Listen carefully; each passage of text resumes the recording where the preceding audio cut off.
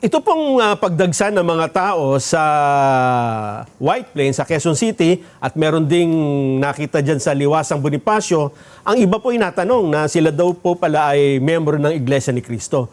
Ano po bang dahilan? Bakit nagtungo doon ang ilan nating kababayan at kasama ang mga miyembro ng INC? Magandang katanungan po at dala-dala ko nga po ang statement na nais kong basahin ngayon sa mga nanonood sa atin.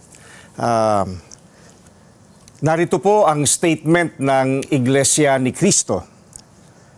Hindi tutol ang Iglesia ni Cristo sa pagpapatupad ng batas, pero tutol kami sa pagbaluktot sa batas, lalo na kung ang layunin ay para pagtakpan ang katiwalian.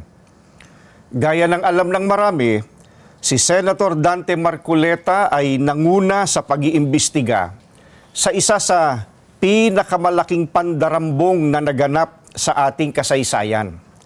Sinimulan niya ito nang siya pa ang chairman ng Blue Ribbon Committee ng Senado. Subalit, pinalitan ng liderato ng kumiting ito. Gayunpaman, itinuloy niya ang paghahanap ng hustisya para sa atin na mga mamamayan.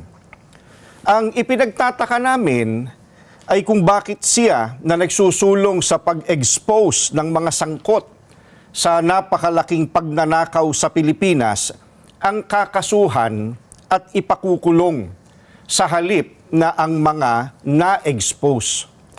Ang ikinakaso kay Senator Marcoleta ay plunder na isang non-bailable crime.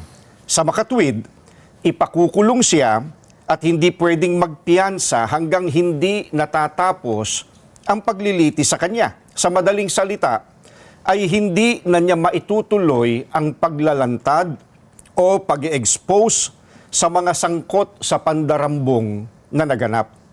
Pero, paanong naging plunder ang pagtanggap ng campaign donation o campaign contribution? Hindi naman galing sa kabangyaman ng Pilipinas ang tinanggap niyang donation mula sa mga sumuporta sa kanyang pagkandidato bilang senador. At mismong ang COMELEC ay naglabas na ng desisyon na walang krimen na naganap sa pagtanggap niya ng campaign donation.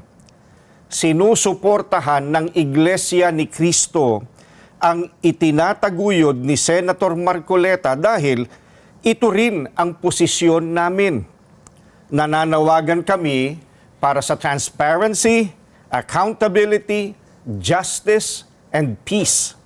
Kaya, nais naming iparinig sa mga kinauukulan na kahit ipakulong nila si Senator Marcoleta, ay hindi kami titigil sa paghingi ng katarungan para sa mga kababayan natin na ninakawan.